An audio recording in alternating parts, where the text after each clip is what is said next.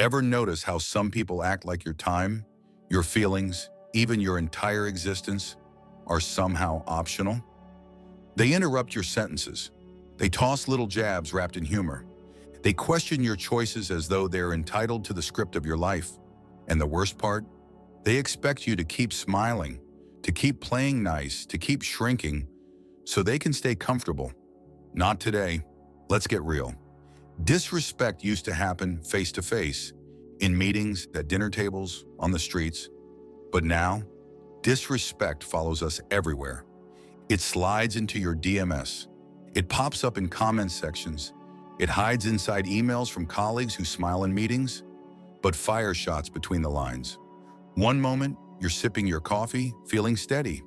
The next, you're staring at a message so sharp it stops you cold. Your heart pounds, your fingers tremble, and you're left wondering, is it even worth replying? Here's the honest truth. People will test your boundaries. And if you've ever found yourself explaining, over-explaining, justifying your choices, or trying to keep the peace just to avoid conflict, you're not alone. I know what that feels like. I used to be that person, the one who tried to explain every decision just to keep everyone happy, the one who nervously laughed off rude comments, even though they stung like tiny knives, the one who stayed quiet because speaking up felt like opening the door to a war I wasn't sure I could win. Until one day I realized something that changed my life. I don't owe anyone an emotional reaction, and neither do you. Stoicism teaches us that the only thing truly ours is how we choose to respond. We can't always control how people behave, but we can control whether they get a seat in our mind, our time, and our peace. So today, I want to share 5 Stoic ways to handle people who don't respect you. 5 ways that will help you protect your energy, keep your dignity, and walk away with your head held high. These aren't tricks. They're not about becoming colder or cruel. They're about remembering that your worth doesn't decrease just because someone else can't see it. Because at the end of the day, respect starts with you. So buckle up. Let's get into it. Let's start with one of my favorite weapons in the Stoic arsenal, the silent stare, or as I call it now, the silent stare 2.0. Because in today's world, silence isn't just about the space between words. It's a strategy that works in person and online. But first, let me ask you this. Have you ever been in a conversation where someone's words felt like little arrows? They cut you off mid-sentence. They say something sly, something designed to embarrass you, or they ask you a loaded question, dripping with judgment. Why would you do that? Is that really what you're wearing? Wow, that's an interesting choice. And they say it with that tone, the one that turns the air ice cold. And for a moment, your brain scrambles. Your face burns. You start thinking of ways to explain yourself, defend yourself, maybe even snap back, because you feel like you have to prove you're not the fool they're trying to make you out to be. I know that feeling, because I used to be that person, the one who'd laugh awkwardly, trying to smooth things over, or I'd fire back something sharp, only to feel regret later. Or worse, I'd explain myself in circles, giving them more ammunition to keep going. Until I discovered something that flipped the entire script. Silence, but not just any silence. A silence that stares right through the nonsense. A silence so calm, it makes the other person feel like they're suddenly standing under a spotlight. That's the silent stare. And trust me, it's a game changer. See, people who disrespect you are usually hunting for one thing, a reaction. They want you flustered. They want you angry. They want you stumbling over your words so they can swoop in and dominate the moment. But when you simply look at them, no word, no expression, just a calm, steady gaze. The power dynamic flips, because suddenly it's not you who looks out of place. It's them. I'll never forget a time when this worked like pure magic. I was in a meeting. There was a guy, loud, opinionated, who kept cutting me off. Every time I tried to speak, he'd bulldoze over my words like I was invisible. I tried to interject. I tried to stay polite, but he just kept going. So finally, I stopped talking altogether. I leaned back in my chair, crossed my arms, and just looked at him. No blinking, no smile, no emotion. I let 5 seconds of silence hang in the room, like thick fog. And here's what happened. He stumbled over his own sentence. He shifted in his seat. His eyes darted around the table, looking for someone, anyone to save him. And from that moment on, he didn't interrupt me again. Because that silent stare said something no words ever could. I see exactly what you're doing, and I'm not playing your game. That moment changed how people treated me in that room. Because silence, powerful silence, commands respect. Now, let's bring this into the digital age. Because the silent stare 2.0 isn't just about physical eye contact. It's about choosing digital silence. Think about it. You get a comment under your video that's dripping with negativity. Someone slides into your DMs trying to bait you into an argument. Or a coworker sends an email filled with hidden barbs. And you feel that old urge to type out the perfect comeback, to explain, to defend yourself. But here's the Stoic truth. You don't owe anyone an emotional reaction. Sometimes the most powerful reply is no reply at all. I once had someone leave a nasty comment on one of my videos. They tried to rip apart everything I said. Old me would have typed 10 paragraphs back. But now, I read it and left it unseen. No response. No energy given. And guess what? They never came back. Because silence starves them of the attention they crave. It's like Marcus Aurelius said, you have power over your mind, not outside events. Realize this, and you will find strength. The silent stare, in person or online, is you taking that power back. And the deeper message is this. Silence isn't weakness. Silence is a choice, a powerful one. It's saying, I value my peace more than I value proving myself to you. So here's my challenge to you. The next time someone tries to push your buttons, online or face-to-face, pause. Don't rush to react. Let the silence speak. Because sometimes, the most powerful statement you'll ever make is the one you never say. Now let's dive into a strategy that might just save you hours of stress, arguments, and wasted energy. It's something I call the redirect. Because sometimes, the smartest way to win is to change the game altogether. Let me ask you, have you ever been cornered by someone asking you questions that felt less like curiosity and more like an interrogation? They lean in with that tilted head, that skeptical smile, and they ask, why did you choose that job? Why aren't you coming to the party? Are you sure that's the right decision for someone like you?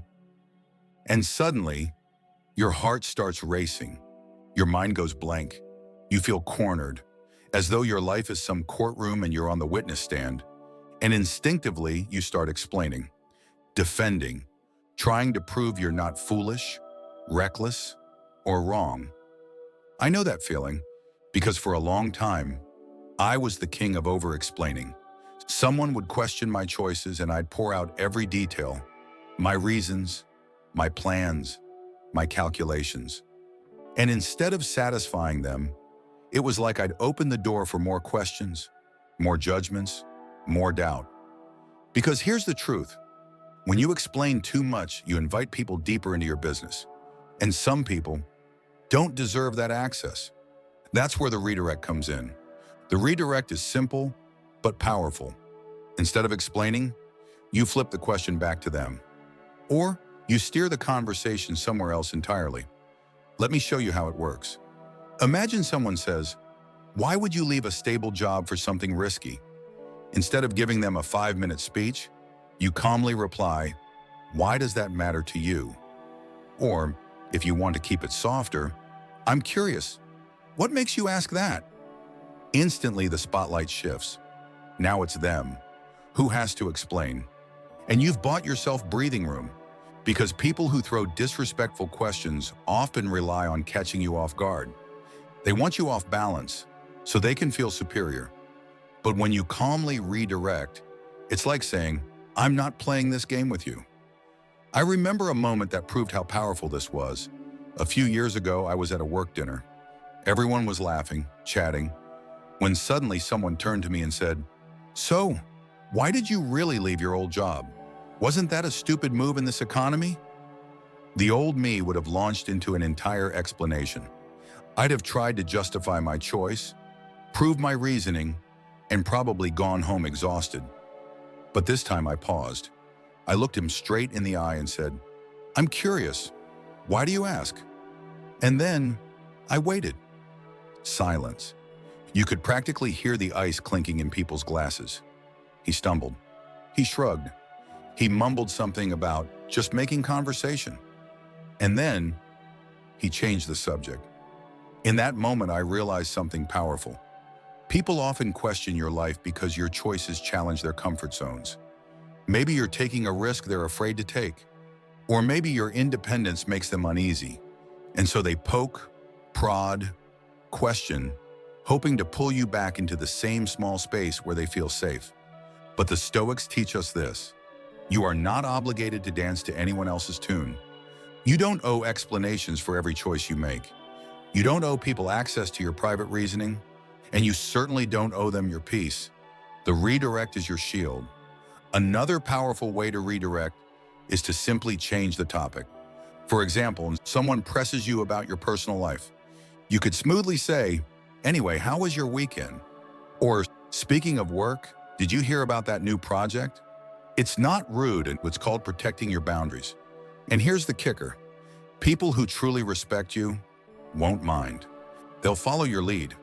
And the ones who push harder, that tells you exactly who should have less access to your world. Because at the end of the day, respect starts with you, and boundaries are the proof of that respect. Seneca once said, "If you wish to be loved, love yourself first." Part of loving yourself is protecting your peace, and the redirect is one of the best ways to do it. So here's my challenge for you. The next time someone questions your choices, instead of pouring out explanations, pause. Ask them why it matters, or shift the conversation. Watch how quickly their energy changes, and how powerful you feel when you keep your life your own. Because sometimes, the best answer is a question. Now, let's talk about something that might be the most powerful tool you'll ever use, not just for dealing with disrespect, but for protecting your entire life. It's a concept I call the energy budget, because here's one of the hardest truths I've learned. You only have so much energy in a day. Once you spend it, it's gone. And the way you spend it decides whether you end your day feeling drained or peaceful. Let me ask you this. Have you ever gone to bed completely exhausted, even though nothing dramatic happened that day?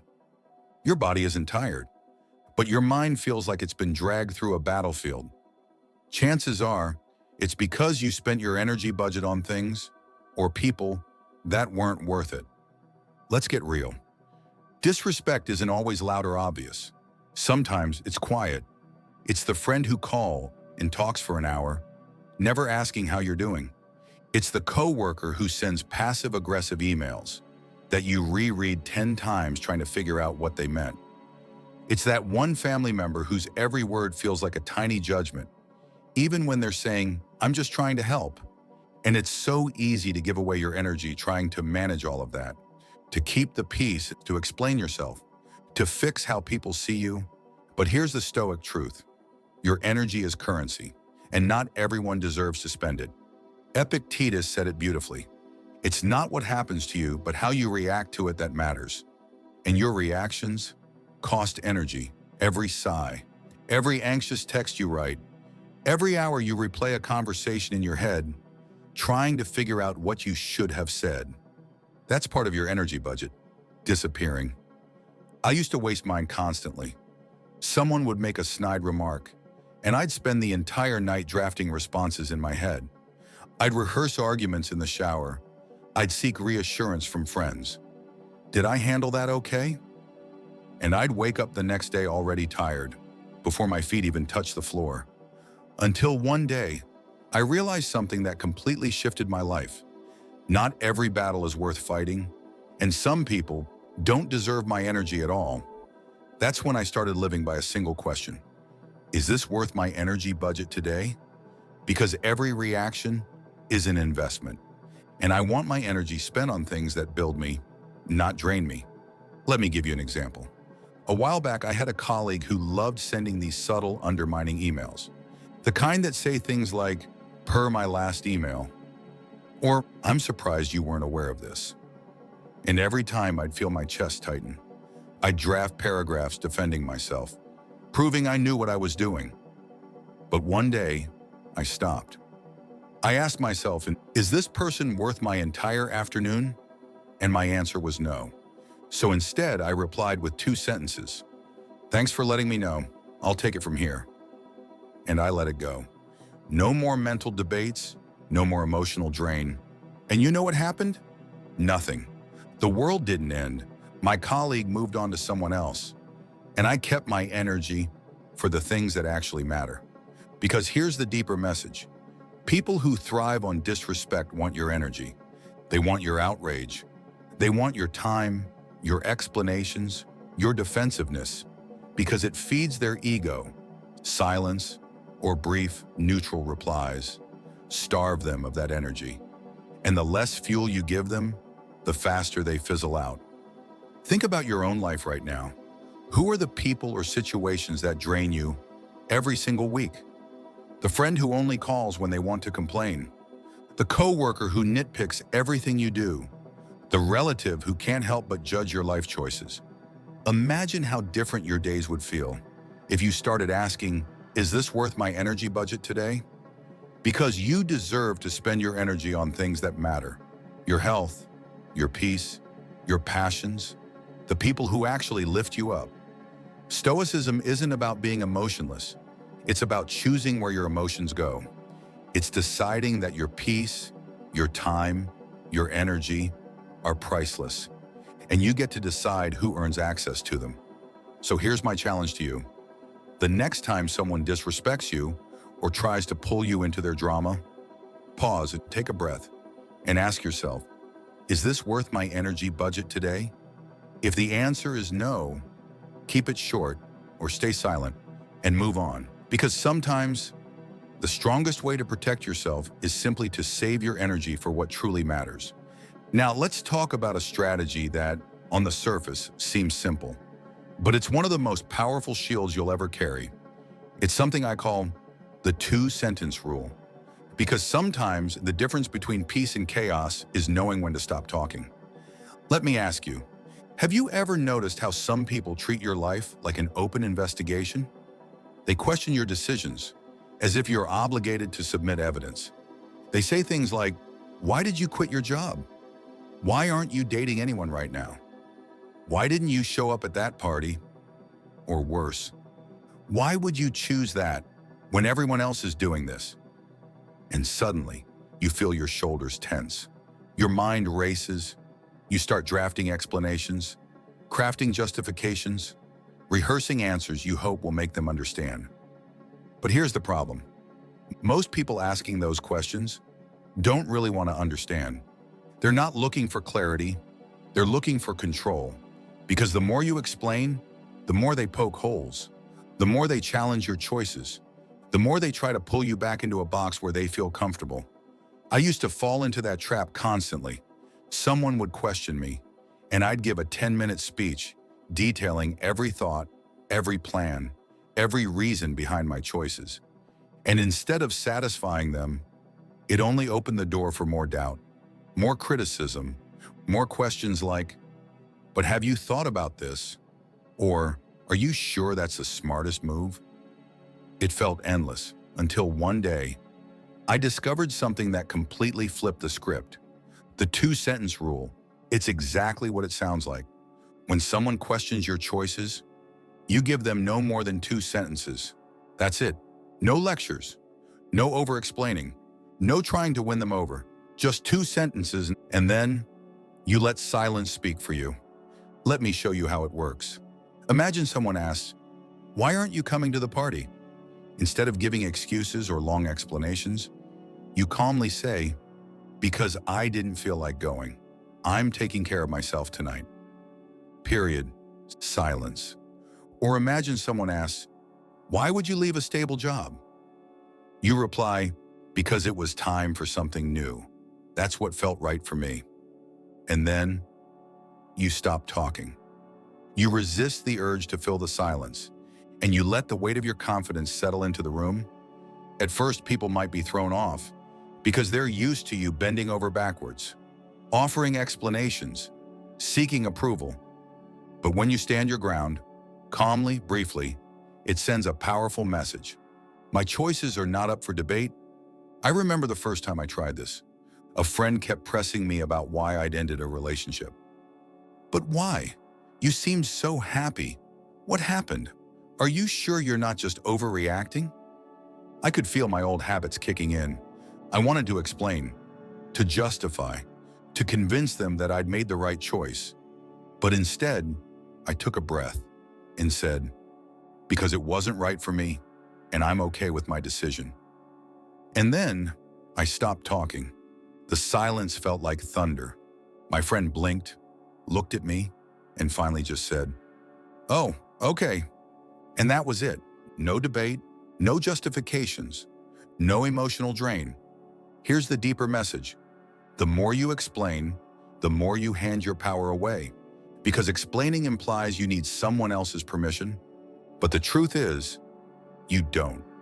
Your life, your decisions, your path belong to you.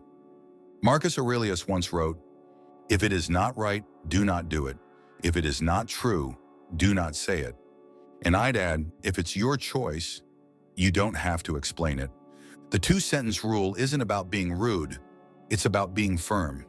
It's about honoring your own boundaries and letting the world know you're confident enough in your path that you don't need validation.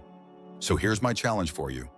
The next time someone questions your choices, pause, give your answer in 2 sentences or less, and then let the silence do the rest.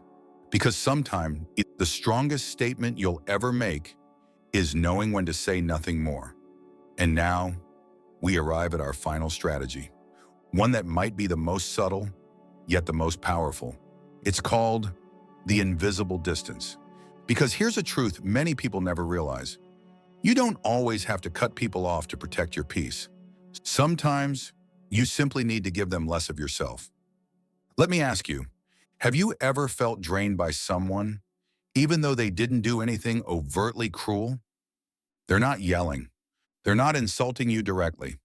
But every conversation leaves you feeling smaller, tense, exhausted. It's the friend who constantly makes subtle digs, or the coworker who shares just enough gossip to keep you anxious, or a family member whose smile hides sharp edges. And you keep thinking, maybe it's not that bad. Maybe I'm overreacting. So you stay close. You keep engaging. You keep giving them full access to your world. But here's the Stoic truth. Not everyone deserves front row seats to your life. Some people belong in the balcony or outside the theater entirely. The invisible distance is how you move them there, without drama, without announcements, and without creating unnecessary battles. Let me explain how it works. First, understand this. Distance doesn't always have to be physical. It's about how much of yourself you choose to reveal. It's about how deeply you let someone into your mental and emotional space. For example, someone you know makes a habit of subtle insults. Instead of confronting them every time, you start keeping conversations short. You answer questions politely, but briefly. You share less personal information. You stop giving them stories about your hopes, your fears, your private plans.